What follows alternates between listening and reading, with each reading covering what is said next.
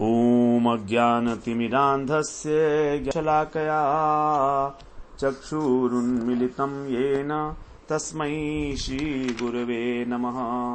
वन्देऽहं श्रीगुरो श्रीयुत्पदकमलं श्रीगुरून् वैष्णवांश्च। श्रीरूपं साग्रजातं सहगण रघुनाथान्वितं तं सजीवं साद्वैतं सावधूतं परिजन सहितं कृष्ण चैतन्य देवं श्रीराधा कृष्ण पादान् सहगण ललिता श्री विशाखान्वितांश। तमादिदेवं करुणानिधानं तमालवर्णं सुहितावतारम् अपार संसार समुद्र सेतुं भजामहे भागवत स्वरूपम्। हे देव हे दैत्य हे भुवनैक बंधो हे कृष्ण हे चपल हे करुणैक सिंधो। हे नाथ हे रमण हे नयनाभिराम हा हा कदानुभवितासि पदं दृशोर्मे। श्री कृष्ण चैतन्य प्रभो नित्यानंद श्री अद्वैत गदाधर शिवसदि गौरभक्त वृंद। हरे कृष्ण कृष्ण कृष्ण हरे हरे हरे राम राम राम हरे हरे। हरे कृष्णा। सर्वप्रथम मैं अपने गुरुपाद पद्म ओम विष्णुपाद अष्टोत्तर शत श्री श्रीमद् भक्ति वेदांत माधव गोस्वामी महाराज के चरण कमलों में अनंत कोटि दंडवत प्रणाम ज्ञापन करता हूँ। हम लोग श्रीमद् भागवत पुराण में पंचम स्कंध में रघुगुण जी को जड़ भरत जी के द्वारा जो उपदेश दिया जा रहा है आत्मज्ञान का, तत्व ज्ञान का, उसका श्रवण कर रहे हैं। बड़ा सार गर्भित और तात्विक उपदेश है। समझने में बोलने में मुश्किल तो है, लेकिन फिर भी थोड़ा बहुत जो गुरु जी की कृपा से समझ में आया है उसके लिए प्रयास करना चाहिए और कर रहे हैं हम। जितना जितना हमारी समझ में आ जाए उतना ठीक है। 11वें अध्याय में जो है भरत जी ने कहा कि राजा तुम तो बड़े अज्ञानी हो, ऊपर से बड़ी पंडितों की सी बातें करते हो, लेकिन तुम्हारी केवल व्यवहार के अंदर ही गति है, परमार्थ के विषय में तुम अनभिज्ञ हो। तुम जो है जड़ उदाहरण देकर और चिन्मय शरीर, चिन्मय आत्मा को और जड़ शरीर को दोनों को मिला हुआ मान रहे हो, ये तुम्हारा ठीक नहीं है। फिर बताते हैं कि मन ही वास्तव में हमारे जो है जन्म मृत्यु का कारण है। हमारी अलग अलग प्रकार की योनियों में जन्म लेने का कारण है मन, क्योंकि इसी के अंदर हमारे विषयों की वासनाएं भरी पड़ी हैं, आसक्तियां हैं।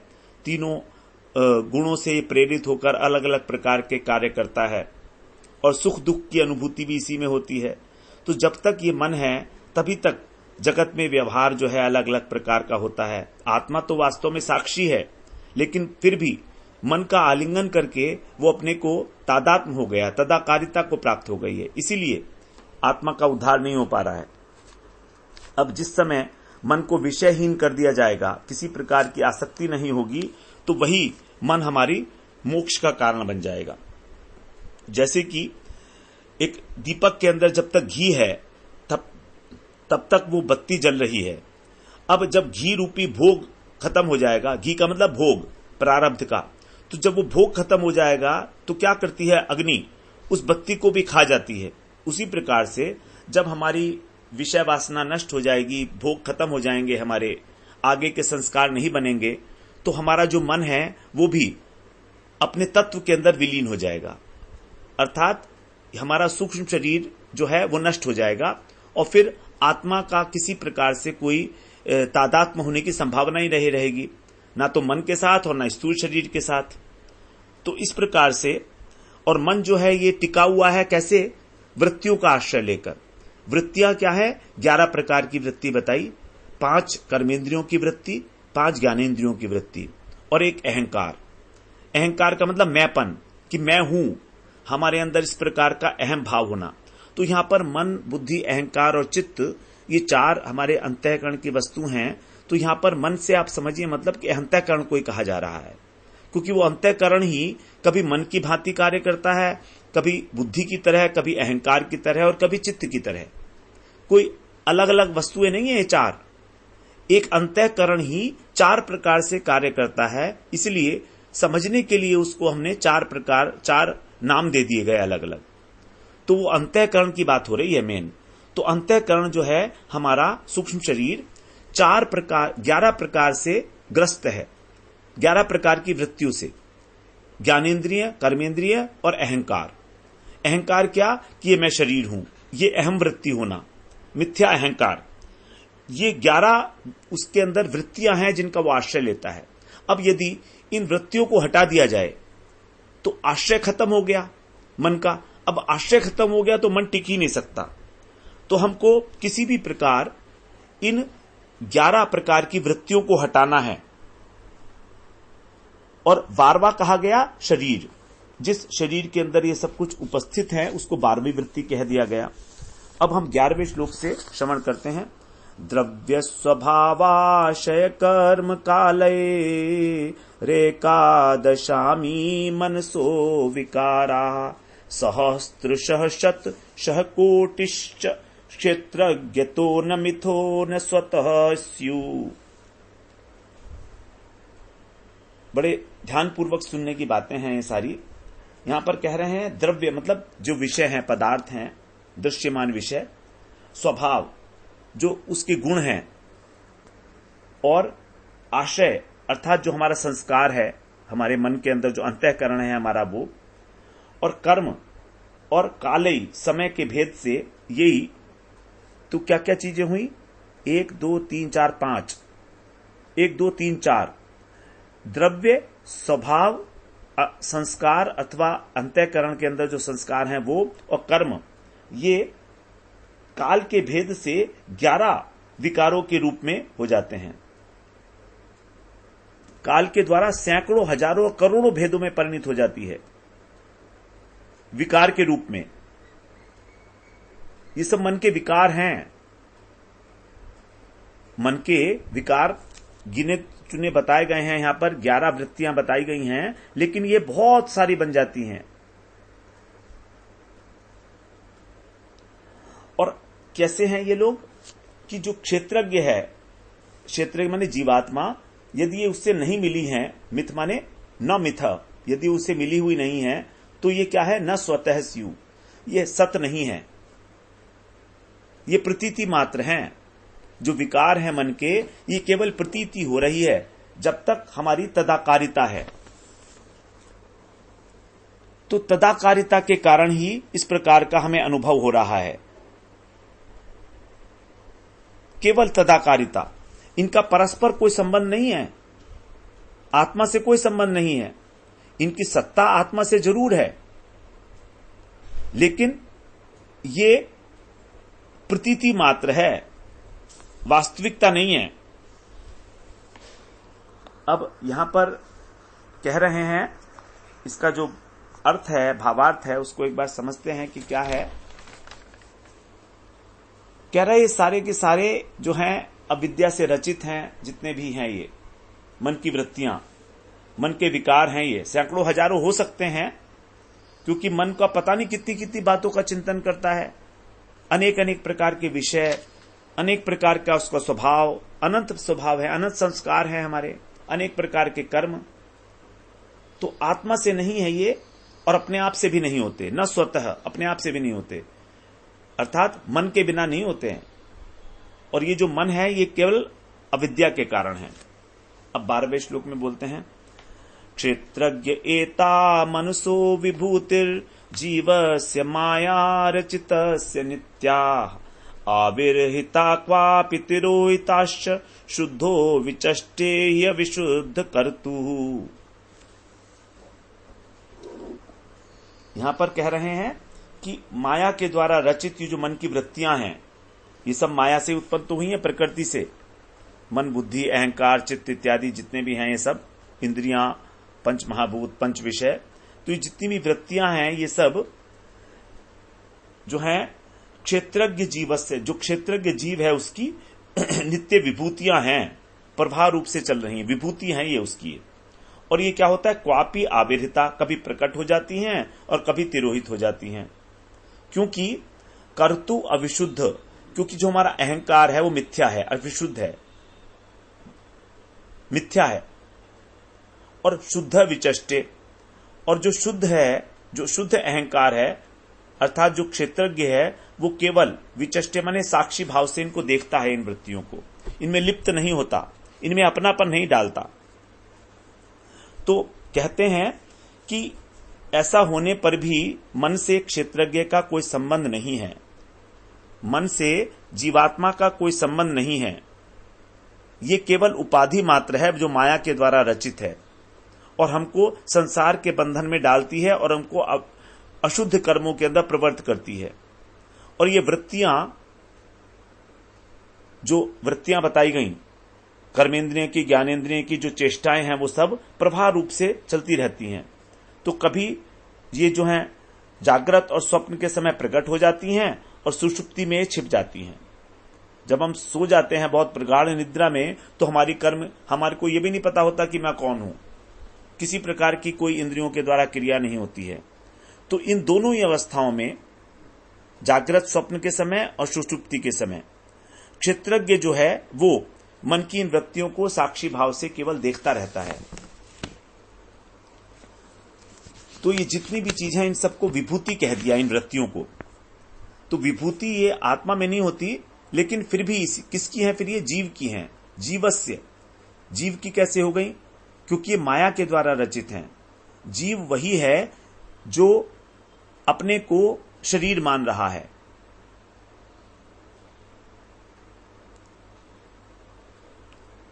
तो जैसे, और ये जो विभूति का विशेषण दिया गया है यहां पर नित्य, क्योंकि मन की जो विभूति हैं वो रोज है, हम रोज रोज देखते हैं, रोज रोज सुनते हैं, खाते हैं, पीते हैं, जो भी हमारी चेष्टाएं हैं, कर्म की, वो सब।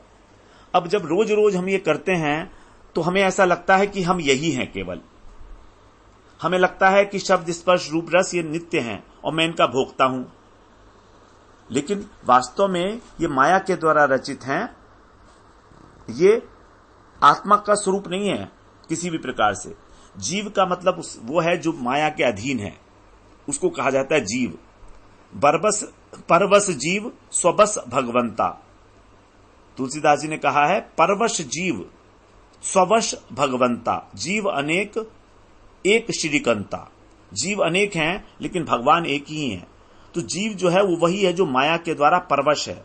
तो माया के अधीन जो है उसको कहा गया जीव, और माया जिसके अधीन हो वो है ईश्वर। जीव अंश है और ईश्वर जो है अंशी है। तो जीव और ईश्वर का इस प्रकार से भेद भी है, लेकिन सिद्धांतिक रूप से अभेद है।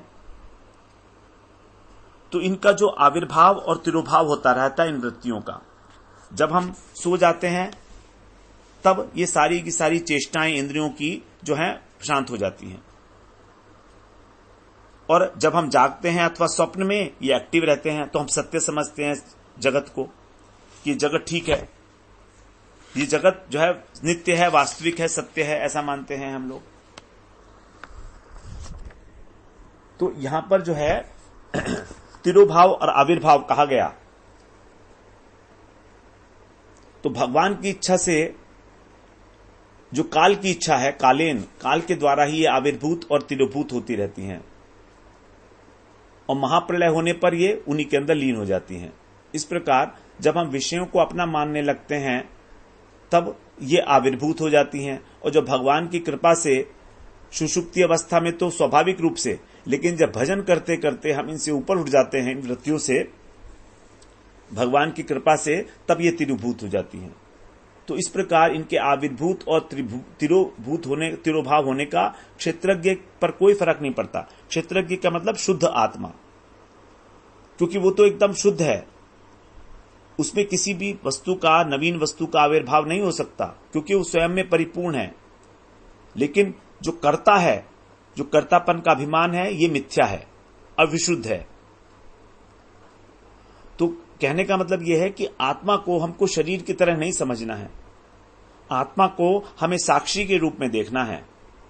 वो क्षेत्रज्ञ है, जो क्षेत्र को देखने वाला है, जानने वाला है, अर्थात ज्ञ का अर्थ होता है जानने वाला, क्षेत्र का अर्थ होता है शरीर।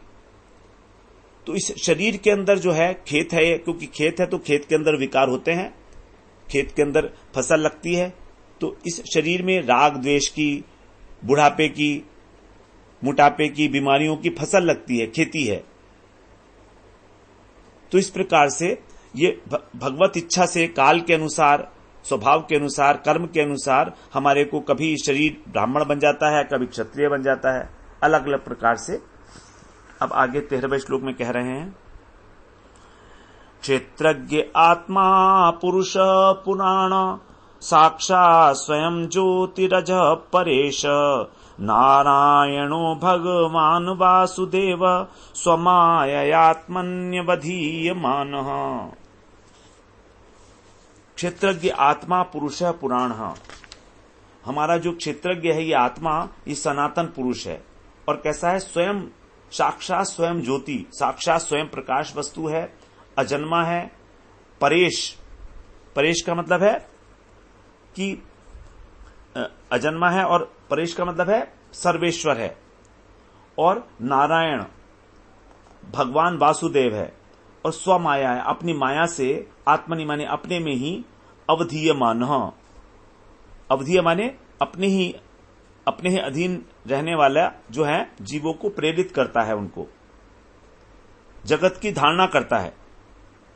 इसने मान लिया है, वास्तव में है नहीं, केवल इसकी मान्यता मात्र है। ये आत्मनि अवधीयमान, अपने अंदर इसने आरोपित कर लिया है इस मन के गुणों को, क्योंकि इसके अत्यंत सन्निकट है सूक्ष्म शरीर हमारा। तो क्षेत्रज्ञ जो है वो अपने विशुद्ध रूप में परेश है, सभी देवताओं से परे है, श्रेष्ठ है, सबका ईश्वर है। तो इस प्रकार से ये बताया कि आत्मा को हमें जानना होगा, आत्मा का क्या स्वरूप है। नारायण का मतलब होता है नार, जो जल के अंदर अयन करते हैं। नार का अर्थ होता है जो नर से उत्पन्न हुआ है, अर्थात भगवान से ऐसा जल, उस जल के अंदर जो अयन है उसको कहते हैं नारायण। और भगवान शब्द है 6 वस्तुएं, जो जिनमें 6 वस्तुएं होती हैं, षड ऐश्वर्यशाली। और स्वमाया, अपनी माया के द्वारा ही ये भगवान जो हैं आत्मा के रूप में दिखते हैं, प्रतीत होते हैं। ये जो योग माया है, तो इसे क्षेत्रज्ञ कहते हैं। वही आत्मा है, वही पुरुष है, वही प्राण है, वही स्वज्योति है, अजन्मा है, अनादि है। उसी भगवान वासुदेव कहा जाता है, और उसी का हमको अपनी आत्मा में अनुसंधान करना है, उसी आत्मा का।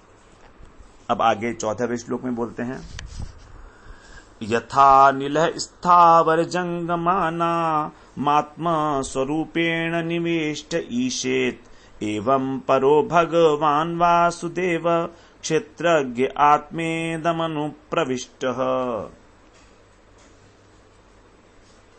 यहां पर कह रहे हैं, अब बड़ी गूढ़ बातें हैं समझने में, पूरी तात्विक सांख्य शास्त्र, सांख्य योग है ये। यथा अनिल, जैसे वायु स्थावर जंगम चर और अचर प्राणियों में आत्मस्वरूपेण निविष्ट, अपने स्वरूप को में प्रवेश करके, और ईशेत माने उनका संचालन करती है, नियमन करती है। वायु हमारे अंदर जो है प्रवेश करके और संचालन करती है हमारा शरीर का। एवं पर है, उसी प्रकार जो परम पुरुष हैं वे भी भगवान वासुदेव क्षेत्रज्ञ आत्मा के रूप से इदम अनुप्रविष्ट, इस संसार में सर्वत्र प्रविष्ट हैं, सर्वव्यापक हैं। तो वायु जो है सभी का नियमन करती है, उसी प्रकार से भगवान वासुदेव जो हैं वही, उनका जो अंश है वही आत्मा के रूप में इस संपूर्ण प्रपंच में ओतप्रोत है। संपूर्ण शरीर में, शरीर के अंदर हमारे जो चेष्टाएं देखी जा रही हैं इंद्रियों के अंदर, वो तभी तक हैं जब तक आत्मा इसके अंदर विराजमान है। यहां दृष्टांत दिया गया वायु का, तो वायु जो है बाहर भी रहती है और अंदर भी रहती है। प्राण वायु के रूप में भीतर है और बाहर ऑक्सीजन के रूप में है। जड़ वस्तु जो होती है उसके अंदर भी वायु होती है, क्योंकि ये स्थावर, क्योंकि पेड़ और पर्वत ये भी श्वास लेते हैं। तो प्राण तत्व ही वायु है, और आत्म स्वरूप से इसका प्रवेश हो जाता है, और उन पदार्थों को नियमन करती है, उनकी रक्षा करती है। क्योंकि यदि वायु नहीं होगी तो हमारा शरीर जो है वो, जब तक हम जीवित हैं जब तक वायु है। इस प्रकार से तो स्वामी होने के कारण ये ईशेत माने स्वामी है इनकी, वायु शरीर की, और इसीलिए रक्षा भी करती है। तो उसी प्रकार से जो क्षेत्रज्ञ के रूप में भगवान अंतर्यामी के रूप में हमारे आत्मा में अंश रूप से प्रवेश करते हैं, और प्रवेश करते हैं तो फिर शासन करते हैं अंतर्यामी परमात्मा के रूप में। तो यही है शरीर का शासन, कि बाहर जो है, बाहर भी भगवान है और अंदर भी भगवान है। अंतर्यामी परमात्मा के रूप में अंतर भी भगवान है हमारे, और बाहर तो है ही है। इस प्रकार से यहां पर 14वें श्लोक में बताया। अब 15वें श्लोक में कहते हैं, न यावदेताम तनुभृन्, दोनों एक श्लोक एक साथ पढ़ेंगे 15 और 16। न यावदेताम तनुभृन् नरेन्द्र विधूय मायाम वयुनोदयेन विमुक्त संगो जित षट्सपत्नो वेदात्म तत्वं भ्रमति है तावत्। न यावदेतन्मन आत्मलिंगम संसार तापावपनम जनस्य यच्छोक मोहामय राग लोभ वैरानुबंधम ममताम विधत्ते।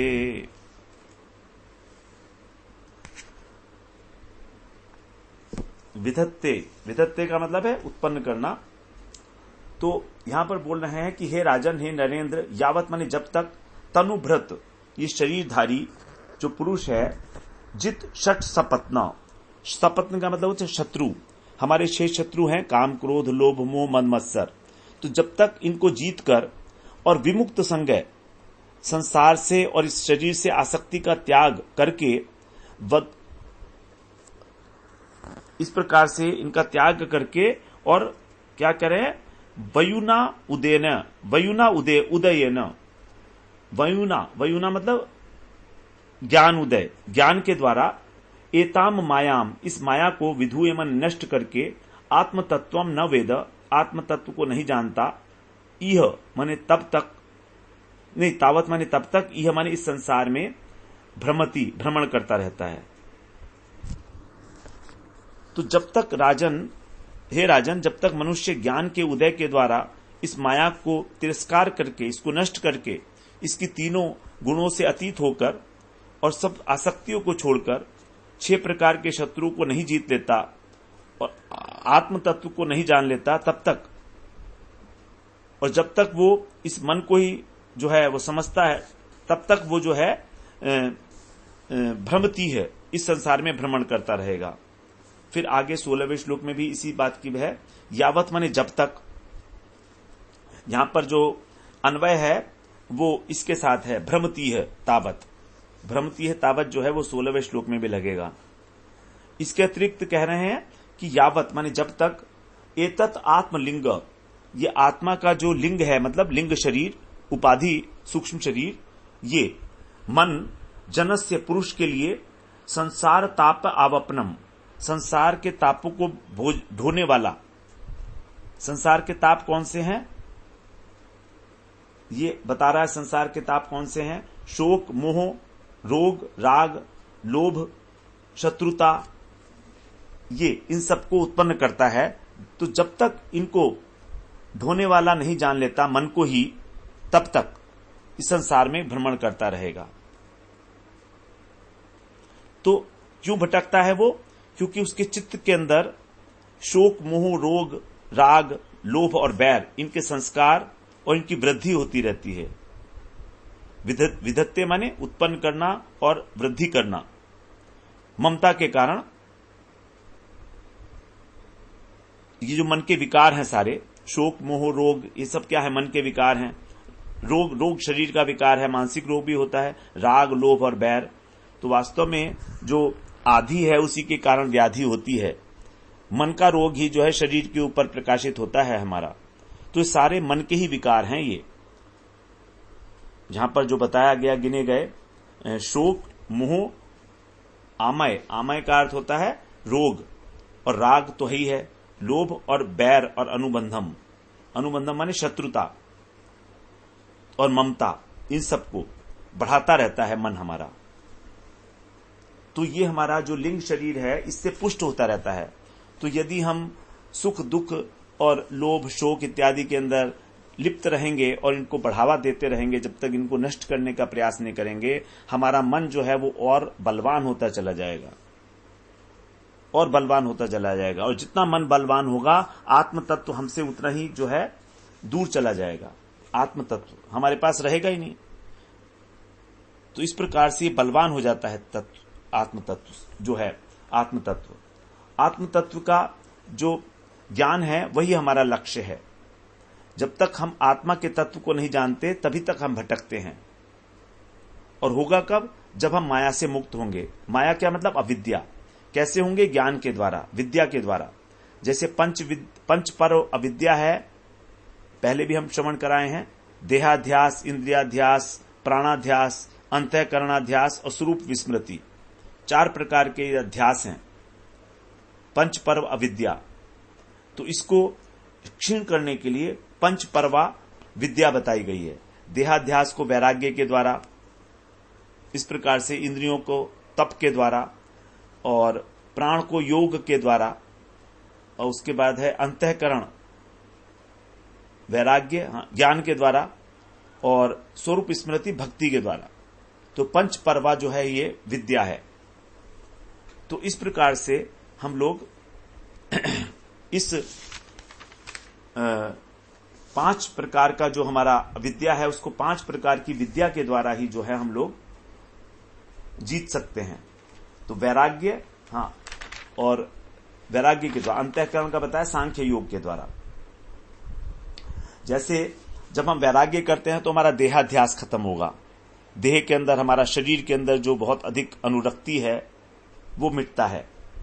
तब समझ आएगा कि शरीर और आत्मा अलग अलग हैं। सांख्य योग, ये जो अष्टांग योग के द्वारा हमारा अंतःकरण का जो अध्यास है वो मिटता है।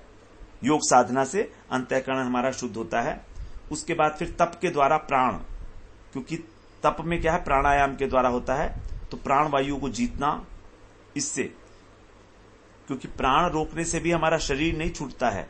तब समझ में आएगा कि ये प्राण शरीर नहीं है, प्राण शरीर नहीं है ये। और भक्ति के द्वारा स्वरूप स्मृति मिटेगी, स्वरूप का बोध होगा। भक्तिश्च केशवे, केशव के अंदर भक्ति करने से। तो जब तक हम इस अविद्या को नष्ट नहीं करते तब तक हमारा जो है अविद्या, हमारे को विद्या का ज्ञान नहीं होगा और माया के वश में रहेंगे हम लोग। तो ये 5 सीढ़ियां हैं। स्वरूप विस्मृति का मतलब है 4 प्रकार की स्वरूप विस्मृति होती है। अपने स्वरूप की विस्मृति, स्वस्वरूप विस्मृति, स्वस्वरूप भ्रम, पर स्वरूप मतलब भगवान, विपरीत वस्तु भ्रम, विपरीत वस्तु मतलब माया तत्व क्या है, और साधन साध्य भ्रम। अध्यास का मतलब होता है भ्रम, जो चीज नहीं है उसको वहां मान लेना। तो हम क्योंकि आत्मा को जानते नहीं, इसलिए हमने शरीर को ही आत्मा मान लिया। ये हो गई शरीर में आसक्ति। इंद्रियों को ही आत्मा मान लिया, अंतःकरण को, मन को ही आत्मा मान लिया, प्राण को ही आत्मा मान लिया। यह है हमारा अध्यास। तो इस प्रकार से जो है हमारा अध्यास, अविद्या, हमारे पंच पर्वा अविद्या जो है हमारी नष्ट हो सकती है जब हम इन 6 शत्रुओं को जीतकर और आत्म तत्व को जानते हैं। तब आत्म तत्व को तभी जान सकते हैं जब हमारी अविद्या नष्ट होगी। तो इसीलिए यहां पर बताया है कि जीव को इस माया में ना फंसकर और भगवान को जानना चाहिए, तत्व को जानना चाहिए। जब तक ईश्वर के ऊपर उसकी दृष्टि नहीं है तब तक वो इस संसार में भटकता रहता है। उसको भगवान की प्राप्ति नहीं हो सकती किसी प्रकार से भी। जबकि वो भगवान हमारे हृदय के अंदर अंतर्यामी रूप से विराजमान है, तो भी हमें भगवत उपलब्धि नहीं हो सकती। तो तत्व ज्ञान की महत्ता को यहां पर विशेष रूप से जो है रेखांकित किया गया है। और उसके लिए फिर आगे बड़ी सुंदर बात बताए हैं 17वें श्लोक में कैसे होगा। भ्रातव्यमेनं तद्दभ्रवीर्य मुपेक्षयाध्येधितं प्रमत्तः गुरुर्हरिश्चरणोपासनास्त्रो जहि व्यलीकं स्वयमात्ममोषम्। देखिए बहुत सारी चर्चा हो गई है मन के विषय में, अंतःकरण के विषय में, लेकिन होगा कैसे, कैसे मारना है इसको, वो बता रहे हैं अंतिम श्लोक के अंदर। बड़ी इंपॉर्टेंट बात बता रहे हैं। भ्रातव्यम अर्थात हे भाई, भैया कह रहे हैं अब रहुगण को बड़े आत्मीयता के साथ कि कर लो भैया जो मैं तुमसे कहने वाला हूं, जरा बड़े अपने मन से कि सुनो इसको ध्यान पूर्वक। अतः माने तत् अध्रव वीर्यम, अत्यंत बलवान, और उपेक्षया, तुम्हारी उपेक्षा के कारण ये जो इसकी शक्ति है एधितम माने बहुत अधिक बढ़ गई है ऐसा, और स्व आत्ममोषम, आत्मा को ढकने वाला, हमारे आत्म स्वरूप को विस्मृत करा देने वाला, ये जो तुम्हारा एनम माने जो तुम्हारा मन है, मन की देखिए कितनी सारी विशेषताएं बताई हैं। ये अत्यंत बलवान है नंबर 1, और तुमने इसकी उपेक्षा कर रखी है, इसलिए और अधिक बलवान हो गया है, शक्ति और अधिक बढ़ गई है। पहले से बलवान था और तुम जो है इसकी उपेक्षा कर रहे हो, इसको वश में करना ही नहीं चाहते। जब वश में नहीं करना चाहते तो बलवान शक्ति उसकी और बढ़ती जाएगी, तो तुम ही इसको बढ़ा रहे हो, इसकी शक्ति को, इसकी उपेक्षा करके।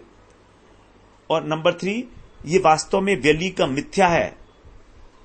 तीसरा विशेषण है नहीं, ये मिथ्या है, लेकिन फिर भी स्व आत्मोषम, अपनी आत्मा को आवृत किए हुए है, आत्मस्वरूप को इसने आच्छादित कर रखा है, ऐसा 5।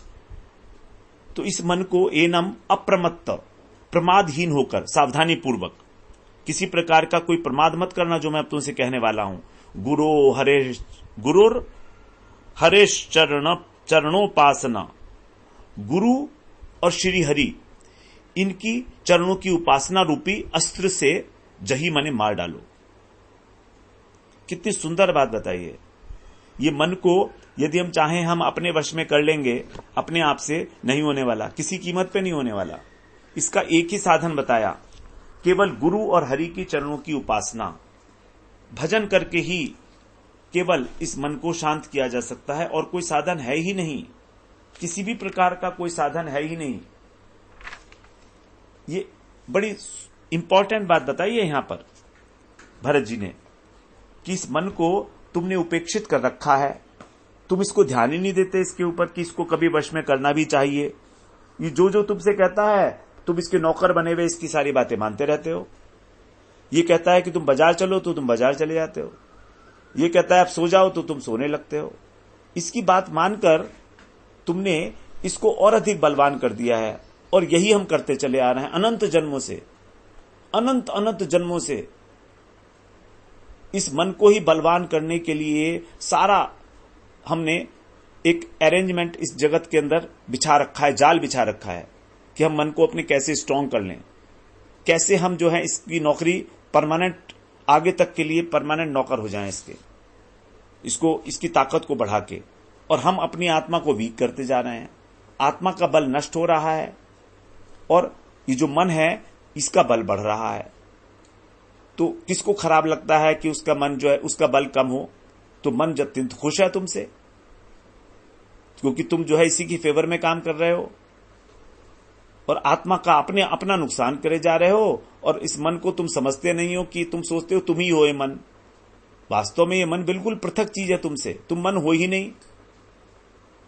अब अपने शत्रु को ही तुम बलवान किए जा रहे हो उसकी उपेक्षा करके, तो वो तो तुम्हारे ऊपर हावी होगा ही होगा ना। तो फिर करना क्या है? करना यह है कि तुमको अपने गुरु की और अपने भगवान की उपासना करनी है, बस इतना सा करना है तुमको। तो ये मनीराम जो है तुम्हारे ठीक हो जाएंगे, अपने आप ठीक हो जाएंगे, कुछ काम नहीं करना पड़ेगा। यही है औषधि केवल इसकी, हरि गुरु चरणोपासनम, यही अस्त्र है, यही अस्त्र है। सावधान होकर, वंदे मुई सावधान मते, इसलिए कहा गया कि गुरु के चरणों की वंदना करनी है बड़ी सावधानी पूर्वक, कहीं उनके प्रति मर्त्य बुद्धि ना आ जाए दूर दूर तक। यदि मर्त्य बुद्धि आ गई तो सब किया धरा चौपट, जितनी सेवा की गुरु जी की सब बेकार हो गई।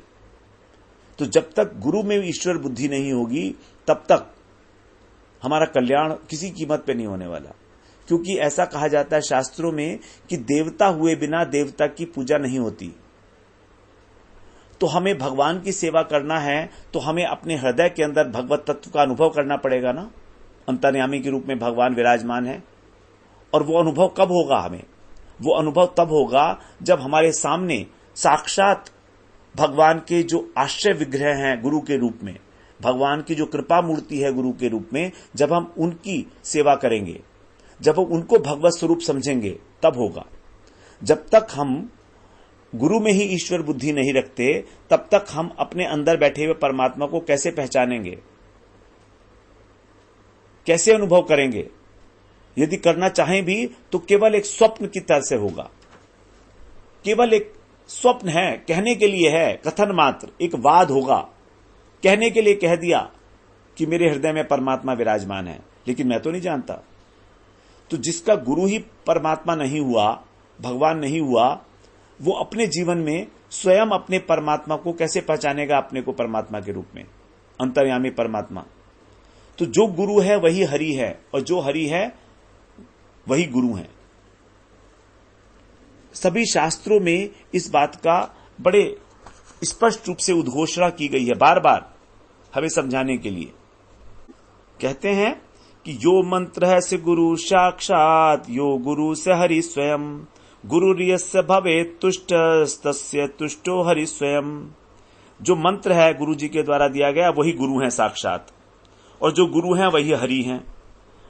तो इसीलिए जब गुरु हमसे संतुष्ट हो जाते हैं, तब भगवान जो है स्वयं, हरि जो है अपने आप संतुष्ट हो जाते हैं। हरि हमसे अपने आप संतुष्ट हो जाते हैं जब भगवान संतुष्ट हो जाते हैं। यस्य प्रसादात भगवत प्रसादो, यस्य प्रसादान्न गति कुतोपि, ध्यायन् सुमं यस्य यशस्त्रि संध्यम, वंदे गुरु श्री चरणारविंदम। जिनके प्रसन्न होने से भगवान प्रसन्न होते हैं, और जिनके प्रसन्न हुए बिना हमारी कोई गति ही नहीं है, ऐसे गुरु का, यश का मैं 3 संध्याओं में वंदन करता हूं। वंदे गुणो श्री चरणारविंदम। ऐसे श्री गुरु के चरणों की मैं उपासना करता हूं, वंदन करता हूं। तो बहुत सिंपल सा तरीका एक हमको दे दिया है, लेकिन सिंपल होते हुए भी हमारे लिए ये जो है बहुत दूर है हमसे। भगवान, पहले तो हमको गुरु ही नहीं मिलते, गुरु बनाने की इच्छा ही पैदा नहीं होती है। मिलते भी हैं तो हमारे स्वभाव के अनुसार मिलते हैं।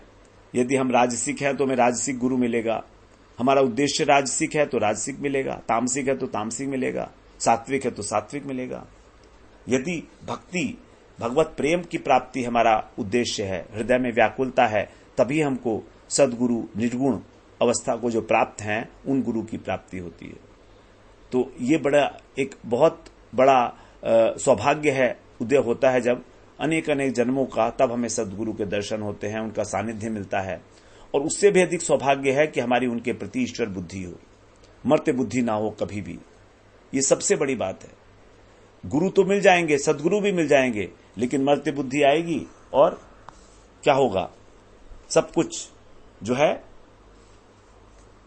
सर्वम कुंजर शौचवत, मर्त्य बुद्धि हुई गुरु जी में, और फिर सर्वम कुंजर शौचवत। जैसे हाथी का स्नान है, वो हाथी क्या करता है, स्नान कराता है महावत उसको 1-2 घंटे तक, और वो बाहर आके सूंड से जो है धूल उठाकर अपने ऊपर डाल लेता है। तो सब कुछ बेकार हो गया, क्या धरा, जितनी सेवा की गुरु जी की वो बेकार हो गई। इस प्रकार से बड़े सुंदर रूप से हम लोगों ने श्रवण करने की चेष्टा की, समझने की चेष्टा की। मालूम नहीं कि कितना हम लोग इसमें सफल हो पाए, कितना हमारी बुद्धि में घुसा, कितना नहीं घुसा, लेकिन तो भी जितना हमारे को कुछ समझ में आया, 17 श्लोकों को हम लोगों ने 3 सेशंस में कवर करने का प्रयास किया। प्रयास तो क्या किया, अपने आप ही हो गए। अब अगले सत्र में हम लोग जो है 12वें में प्रवेश करेंगे। उसमें रहुगण एक प्रश्न पूछेंगे और फिर भरत जी उसका समाधान करेंगे। वांछा कल्पतरुभ्यश्च कृपा सिंधुभ्य एव च पतितानां पावनेभ्यो वैष्णवेभ्यो नमो नमः।